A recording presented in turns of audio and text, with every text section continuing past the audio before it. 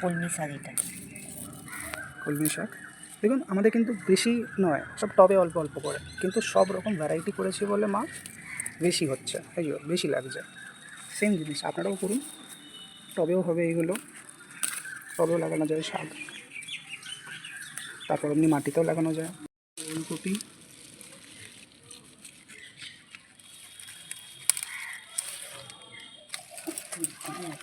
আগে একটা ফুলকপি তুলে নেওয়া হয়েছিল, আগে 3টে 4টে, এইটা লাস্ট।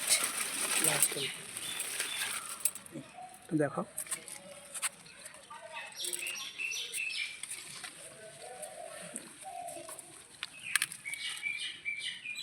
বাহ, ঝেড়ে নাও মাটিগুলো।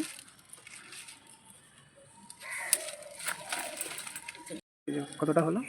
পুরো একাটি মতো না? রাখো রাখো, এই যে আমাদের রাখা হচ্ছে।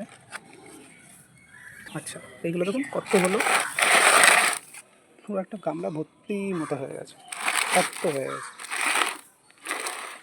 আপনারাও করুন, ঘরে গাছ লাগান, যত পারবেন গাছ লাগান, ভালো খাবার খান, বাইরে খাবার কম খাবেন।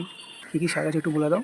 এটা আছে লাল নোটে শাক, এটা হচ্ছে পালং শাক, এইটা হচ্ছে ওলকপি, এইটা হচ্ছে কলমি শাক।